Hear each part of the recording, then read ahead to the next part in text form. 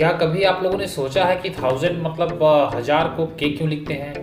जैसे 50,000 को 50K, 20,000 को 20K etc। लेकिन आखिर ऐसा लिखते क्यों हैं? जबकि 1000 को इंग्लिश में तो 1000 कहते हैं, तो 1000 के लिए टी का यूज़ होना चाहिए। लेकिन टी का यूज़ क्यों नहीं होता है और टी की जगह के का यूज़ किया जाता है? आपने देखा होगा कि आजकल 10,000, 20,000 लिखने के लिए लोग सीधे 10K या 20K लिखने लगे हैं। इसमें के का मतलब है 1000। तो कई रिपोर्ट्स में बताया गया है कि पहले इस के की कहानी शुरू होती है ग्रीक वर्ड चिलॉय से, जिसका मतलब है 1000 यानी 1000।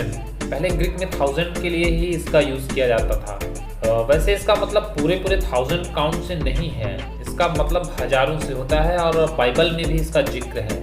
फ्रेंच ने इस वर्ड को अपना लिया जो बाद में बना किलो। इसके बाद किलो का इस्तेमाल 1000 से जोड़कर किया जाने लगा। जहाँ भी किसी को 1000 से मल्टीप्लाई करना होता था वहाँ किलो का इस्तेमाल किया जाने लगा। जैसे 1000 ग्राम बना किलोग्राम, 1000 मीटर बना किलोमीटर, 1000 लीटर बना किलोलीटर etc। इसी वजह से जब भी 10,000 लिखते हैं तो 10K लिख दिया जाता है और 50,000 के लिए 50K। बता दें कि इस किलो की वजह से ही टी की जगह के का इस्तेमाल किया जाता है और अब तो भाई के फेमस हो चुका है। दुनिया भर में तो बहुत सारे डिफरेंट टाइप के क्रिएचर्स मौजूद हैं। हमारे आसपास भी बहुत सारे क्रिएचर्स रहते हैं। आपने ऑक्टोपस का नाम तो सुना ही होगा, हाँ देखा भी होगा। ऑक्टोपस के 8 आर्म्स होते हैं। दिखने में तो बहुत खूबसूरत होता है बट ये डरावना भी हो सकता है। यह एक डरपोक किस्म का क्रिएचर है। ऑक्टोपस छिप के रहना ज़्यादा पसंद करते हैं। ऑक्टोपस लोगों को देखकर भी डर के भाग जाते हैं और सबसे हैरानी की बात तो ये है कि बहुत ज़्यादा भूख लगने पर वो अपने ही आर्म्स को खा जाते हैं। पता नहीं बट ये ऐसे ही है। ट्रेन तो आप सभी ने देखी ही होगी, लेकिन कभी आपने ध्यान दिया है कि ट्रेन के बीच में क्यों एसी कोच लगते हैं? इसके पीछे क्या राज है? ट्रेनों में कोच का कंपोजिशन आपको लगभग हर ट्रेन में एक जैसा ही मिलेगा। सबसे पहले इंजन, उसके बाद गार्ड का डिब्बा, फिर जनरल डिब्बे, उसके बाद स्लीपर डिब्बे और उसके बाद एसी डब्बे। एसी डब्बे के बगल में फिर से स्लीपर डिब्बे और जनरल डिब्बे और सबसे आखिरी में गार्ड का डिब्बा। ट्रेन के कोच का सीरियल, सिक्योरिटी और पैसेंजर्स के कन्वीनियंस को ध्यान में रखते हुए ही बनाया गया है। यह अंग्रेजों के टाइम से ही चला आ रहा है। पहले भी अपर क्लास के कोच लेडीज कंपार्टमेंट ट्रेन के बीच में ही होते थे। वहीं इंजन के एकदम पास लगेज कोच और लोअर क्लास के डब्बे लगाए जाते हैं। इंजन के पास वाले कोच में बीच वाले कोचों के मुकाबले में ज़्यादा झटके महसूस होते हैं। जनरली ट्रेनों में जनरल डिब्बों और स्लीपर डिब्बों में अधिक पैसेंजर्स ट्रैवल करते हैं। उनके कंपेरिजन में एसी डिब्बे में कम पैसेंजर्स ट्रैवल करते हैं। एसी कंपार्टमेंट्स को स्लीपर कंपार्टमेंट्स के बीच में लगाने से स्लीपर कंपार्टमेंट्स का ट्रेन में अलग अलग जगह प्लेसमेंट हो जाता है, तो उनमें चढ़ने वाले पैसेंजर्स की भीड़ भी डाइवर्ट हो जाती है। इससे रेलवे एडमिनिस्ट्रेशन को भीड़ का मैनेजमेंट करने में हेल्प मिलती है। रेलवे में अपर क्लास के डिब्बों को बीच में लगाने का ट्रेंड उस समय शुरू हुआ जब भारत में स्टीम इंजन का बहुत बोलबाला था। उसके बाद डीजल के इंजन आए। इन दोनों इंजनों में बहुत शोर होता था। जब ट्रेन शुरू होती थी तो बहुत ही ज़्यादा शोर करती थी। अपर क्लास के पैसेंजर्स को ट्रेन का शोर कम सुनाई दे, इसलिए उनका डिब्बा इंजन से दूर लगाया जाता है। हालांकि आज के समय में ज़्यादातर इलेक्ट्रिक इंजन चल रहे हैं जिनके चलने पर कम ही शोर होता है। हम लोगों ने पके हुए ऑरेंज यानी संतरों को तो ऑरेंज कलर का ही देखा है, लेकिन क्या आपको पता है कि संतरे ओरिजिनली ग्रीन ही होते हैं? वेस्ट में इंपोर्ट किए गए पहले संतरे साउथ ईस्ट एशिया से थे और वे टैंगरीन पोमेलो हाइब्रिड थे जो कि हरे रंग के थे। इनफैक्ट वियतनाम और थाईलैंड जैसी दुनिया के गर्म हिस्सों में उगाए जाने वाले संतरे पूरी लाइफ टाइम हरे रहते हैं। संतरा नॉन क्लाइमैक्टेरिक फ्रूट है, जिसका मतलब है कि वे हार्वेस्टिंग यानी कटाई के बाद भी पकते नहीं हैं। उन्हें अक्सर दुनिया के कई गर्म हिस्सों में ग्रीन ही तोड़ा और ग्रीन ही बेचा जाता है और दूसरी तरफ दुनिया के ठंडे हिस्सों में संतरे एक्चुअली ऑरेंज कलर में बदल जाते हैं। ऐसा कैसे होता है? नॉर्मली हम हरे रंग के फ्रूट से ये समझते हैं कि यह पूरी तरह से पका नहीं है और सेल करने के पॉइंट ऑफ व्यू से एक पके हुए ऑरेंज को बेचने के लिए इम्पॉर्टेंट है कि ऑरेंज रियली में एक शाइनिंग ऑरेंज कलर होना चाहिए, जिससे ऑरेंज के पके होने का फील आता है।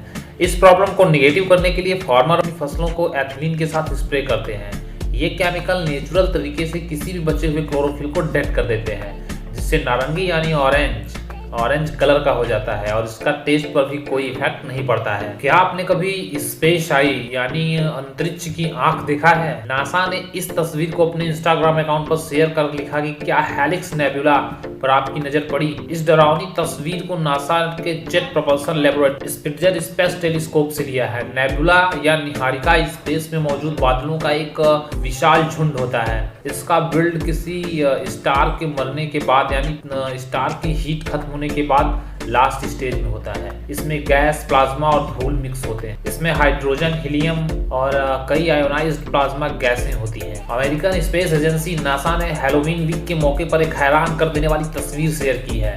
स्पेस में ली गई ये खूबसूरत तस्वीर हेलिक्स नेबुला की है, जो दिखने में किसी बड़ी आंख की तरह लगता है। इस आंख के अंदर के लेंस गाढ़े लाल रंग के दिख रहे हैं और इसका बाहरी हिस्सा हल्के आसमानी रंग का है। इसमें टेलीस्कोप ने हेलिक्स नेबुला के इंफ्रारेड रेडिएशन को दिखाया है। नासा ने बताया कि इस इमेज के सेंटर में मौजूद व्हाइट डॉर्फ के चारों ओर धूल और गैस की एक बहुत बड़ी लेयर मौजूद है। इसकी थिकनेस कम से कम 2 लाइट ईयर जितनी है। 2 लाइट ईयर, वाओ! धूल ने इस नेबुला की आंखों को इतना लाल कर दिया है कि ये देखने में बहुत ही डरावनी लगती है। आप सभी लोग तो अपने किचन में रिफाइंड ऑयल का यूज करते ही होंगे, तो क्या हेल्थ के लिए डेंजरस है रिफाइंड ऑयल? और क्यों की जाती है ऑयल की रिफाइनिंग? फूड ऑयल में सैचुरेटेड फैट, मोनोसैचुरेटेड फैट और पॉलीअनसैचुरेटेड फैटी एसिड पाए जाते हैं। डॉक्टर्स कम सैचुरेटेड फैट वाले तेल के इस्तेमाल की सलाह देते हैं। अपने गाड़ियों में आप जो पेट्रोल डीजल यूज करते हैं वो कच्चे तेल यानी क्रूड ऑयल को रिफाइन कर तैयार किया जाता है। इसी तरह खाने वाले तेल यानी कुकिंग ऑयल की भी रिफाइनिंग की जाती है। दुनिया भर में जितना फूड ऑयल यूज होता है उनमें 85% ऑयल रिफाइंड ऑयल होते हैं। कभी कभी कुछ लोगों के डिसेप्टिव मैसेज वायरल होते रहते हैं कि रिफाइंड ऑयल से ये डेंजरस बीमारियां हो जाती हैं etc। बट सबसे पहले ये जान लीजिए कि फूड ऑयल की रिफाइनिंग क्यों की जाती है। इसको लेकर एक्सपर्ट्स बताते हैं कि कुकिंग के लिए यूज होने वाले कई ऑयल्स की रिफाइनिंग की बहुत ज़रूरत होती है। ऐसा उस तेल में से टॉक्सिन्स, गंदगी या इम्प्योरिटी वगैरह हटाने के लिए किया जाता है। इसके साथ ही ऑयल की सेल्फ लाइफ बढ़ाने के लिए भी रिफाइनिंग जरूरी होती है। रिफाइनिंग की वजह से ही ये हाई हीट कुकिंग के लिए यूज़ किए जाने लायक होते हैं। पॉलीअनसैचुरेटेड फैट और ओमेगा 3 और ओमेगा 6 फैट वाले तेल काफ़ी बेहतर माने जाते हैं।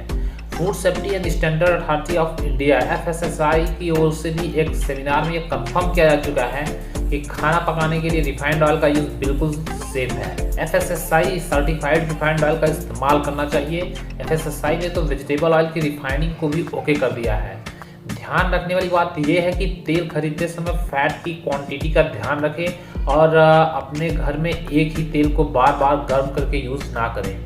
अक्सर हम सब जानते हैं कि लोगों के दांत कैल्शियम के होते हैं, लेकिन क्या आपको पता है एक ऐसा भी क्रिएचर है जिसके दांत लोहे के हैं। कई एनिमल्स ऐसे होते हैं कि जिनके दांत बेहद नुकीले और एक बार में ही अपने शिकार की जान लेने के लिए काफ़ी होते हैं, लेकिन एक ऐसा एनिमल है जिसके दांत लोहे के बने हैं, जबकि नॉर्मली एनिमल्स के दांत कैल्शियम के बने होते हैं। इस एनिमल के दांत में रेयर आयरन मिनरल्स पाया गया है।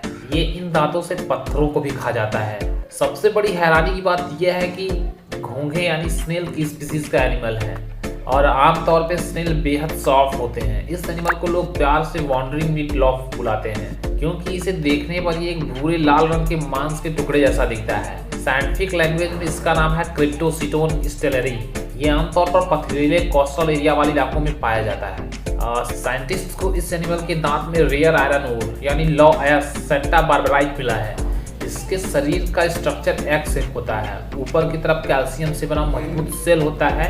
इसकी मैक्सिमम लेंथ 14 इंच तक हो सकती है। सीटोन अपने हार्ड दांतों के लिए जाने जाते हैं। इसके बावजूद ये दांत बेहद सॉफ्ट बॉडी में होते हैं। इनकी जीभ को रेडुला कहते हैं, जो बेहद सॉफ्ट और फ्लेक्सिबल होती है। जब ये पत्थरों पर अपना खाना खोजते हैं उस समय इनके दांत बाहर आ जाते हैं और टंग मुंह के अंदर ही लपलपाती रहती है।